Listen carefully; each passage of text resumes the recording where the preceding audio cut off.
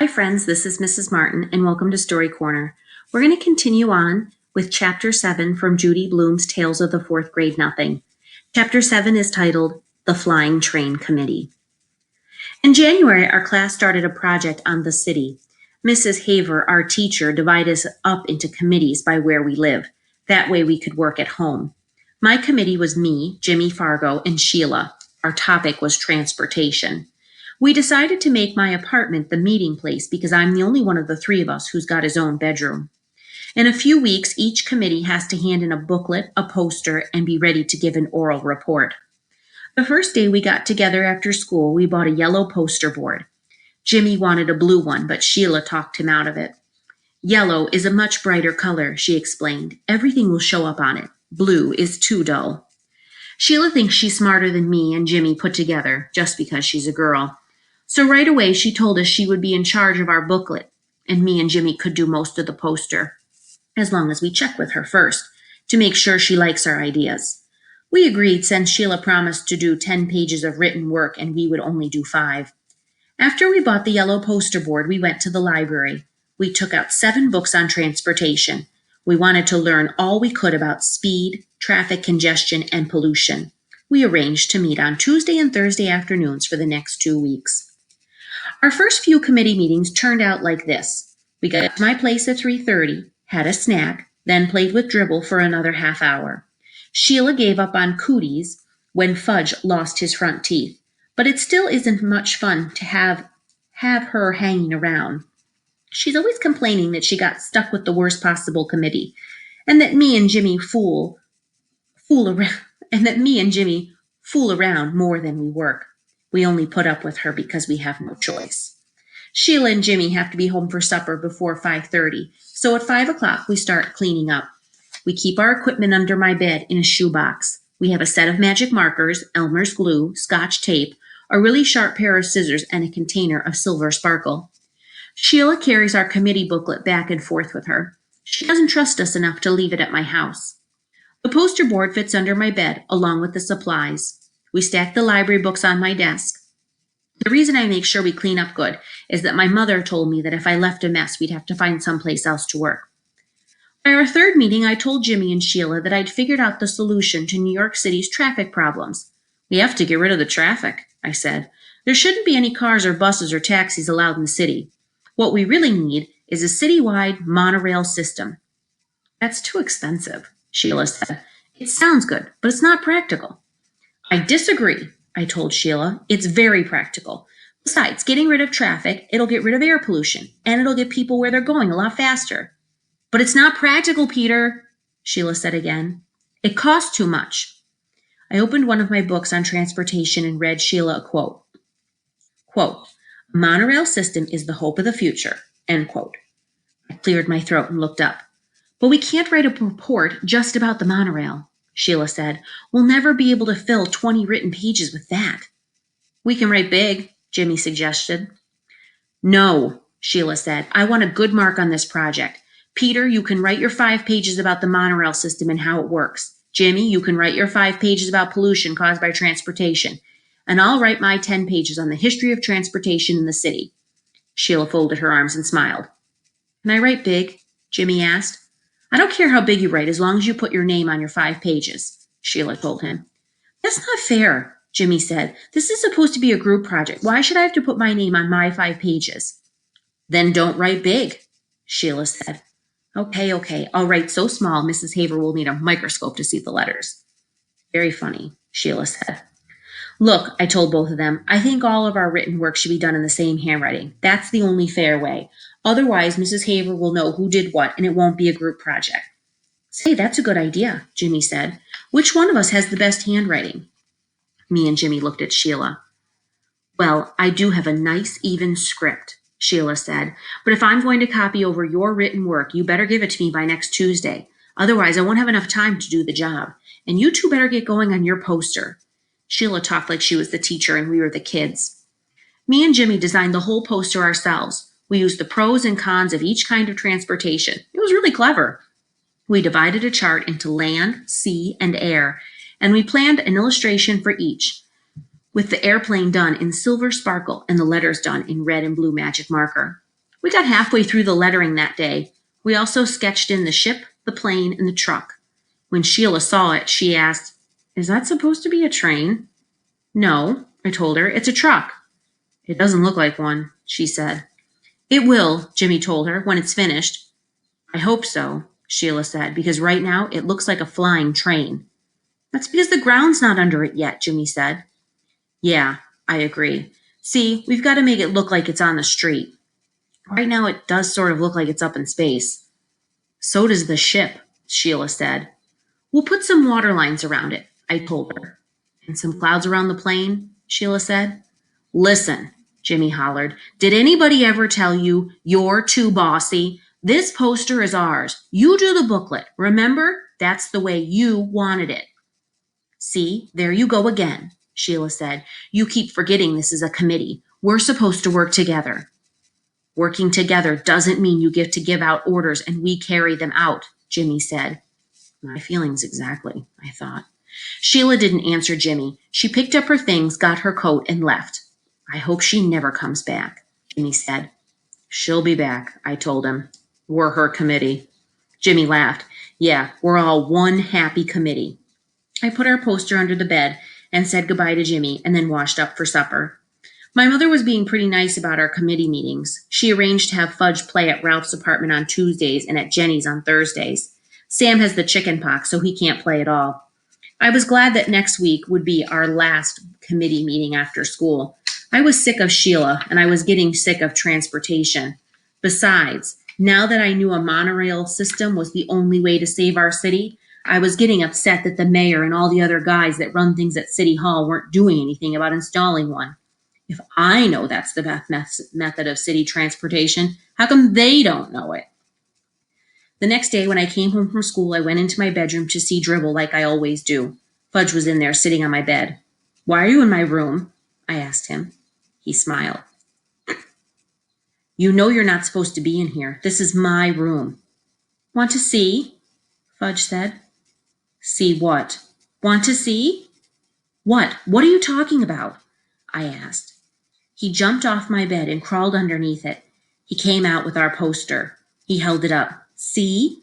he said. "Pretty." "What did you do?" I yelled. "What did you do to our poster?" It was covered all over with scribbles in every color magic marker. It was ruined. It was a mess, and it was ruined. I was ready to kill Fudge. I grabbed my poster and ran into the kitchen to show my mother. I could hardly speak. "Look," I said, feeling a lump in my throat. "Just look at what he did to my poster." I felt tears coming to my eyes, but I didn't care. "How could you let him?" I asked my mother. "How? Don't you care about me?" I threw the poster down and ran into my room. I slammed the door, took off my shoe, and flung it at the wall. It made a black mark where it hit. Well, so what? Soon I heard my mother hollering and then Fudge crying. After a while, my mother knocked on my bedroom door and called out, "Peter, may I come in?" I didn't answer. She opened the door and walked over to my bed. She sat down next to me. "I'm very sorry," she said. I still didn't say anything. "Peter," she began. I didn't look at her. She touched my arm. "Peter, please listen.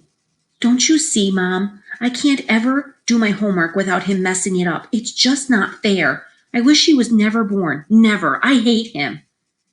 "You don't hate him," my mother said. "You just think you do." "Don't tell me," I said. "I mean it. I really can't stand that kid." "You're angry," my mother told me. "I know that, and I don't blame you. Fudge had no right to touch your poster. I spanked him." "You did?" I asked.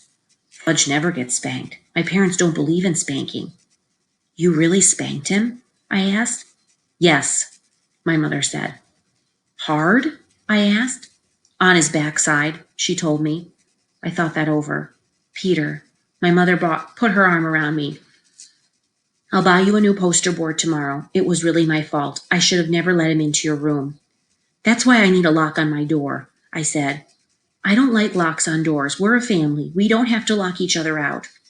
If I had a lock, Fudge wouldn't have gotten my poster. "It won't happen again," my mother promised. I wanted to believe her. I really did. But I wanted to believe her, but I really didn't. Unless she tied him up, I knew my brother would get into my room again. The next day, while I was at school, my mother bought a new yellow poster board. The hard part was explaining to Jimmy that he had to start all over again. He was a good sport about it. He said this time he'd make sure his truck didn't look like a flying train. And I said this time I'd make pencil marks first so my letters didn't go uphill. Our committee met that afternoon. Sheila didn't mention the last time, neither did we. Me and Jimmy worked on the poster while Sheila copied our written work into the booklet. We'd be ready to give our oral report to the class on Monday. Not like some committees who hadn't even started yet. By 5 o'clock, we had finished our poster and Sheila was almost done with the cover of our booklet. Jimmy walked over and stood behind her, watching her work. After a minute, he yelled, "What do you think you're doing, Sheila?" I got up from the floor and joined them at my desk. I took a look at the cover. It was pretty nice. It said, "Transportation in the City." Under that, it said, "By Sheila Tubman, Peter Hatcher, and James Fargo." And under that, in small letters, it said, "Handwritten by Miss Sheila Tubman." Now I knew why Jimmy was mad. "Oh no," I said, holding my hand to my head. "How could you?" Sheila didn't say anything. "It's not fair," I told her. "We didn't put our names on the poster." "But the cover's all done," Sheila said. "Can't you see that? I'll never get the letters so straight again. It looks perfect." "Oh no," Jimmy shouted. "We're not handing the booklet in like that. I'll rip it up before I let you." He grabbed the booklet and threatened to tear it in half. Sheila screamed, "You wouldn't! I'll kill you! Give it back to me, Jimmy Fargo!" She was ready to cry. I knew Jimmy wouldn't tear it up, but I didn't say so. "Peter, make him give it back." "Will you take off that line about your handwriting?" I asked. "I can't. It'll ruin the booklet." "Then I think he should rip it up," I said. Sheila stomped her foot. "Oh, I hate you both." "You don't really," I told her. "You just think you do." "I know I do," Sheila cried. "That's because you're angry right now," I said. I couldn't help smiling. Sheila jumped up and tried to get the booklet, but Jimmy held it over his head, and he's much taller than Sheila. She had no chance at all. Finally, she sat down and whispered, "I give up. You win. I'll take my name off." "You promise?" Jimmy asked. "I promise," Sheila said. Jimmy set the booklet down on my desk in front of Sheila. "Okay," he said. "Start." "I'm not going to make a whole new cover," Sheila said. "What I'll do is turn this bottom line into a decoration." She picked up a magic marker and made little flowers out of the words. Soon, "Handwritten by Miss Sheila Tubman," turned into 16 small flowers. "There," Sheila said. "It's done." "Looks pretty good," I told her. "It would have looked better without those flowers," Jimmy said, "but at least it's fair now." That night, I showed my mother and father our new poster. They thought it was great, especially our silver sparkle airplane. My mother put the poster on the top of the refrigerator so it would be safe until the next day when I would take it to school. Now I had nothing to worry about. Sheila had the booklet, the poster was safe, and our committee was finished before schedule. I went into my room to relax. Fudge was sitting on the floor near my bed. My shoebox of supplies was in front of him. His face was a mess of magic marker colors, and he was using my extra sharp scissors to snip away at his hair. And the hair he snipped was dropping into Dribble's bowl, which he had right in front of him on the floor. "See," he said. "See, Fudge? Fudgy's a barber." That night, I found out hair doesn't hurt my turtle. I picked off every strand from his shell. I cleaned out his bowl and washed off his rocks. He seemed happy. 2 things happened the next day. One was my mother had to take Fudge to the real barber to do something about his hair. He had plenty left in the back, but just about nothing in front and on top. The barber said there wasn't much he could do until the hair grew back.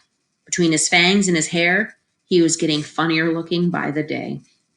The second was my father came home with a chain latch for my bedroom door.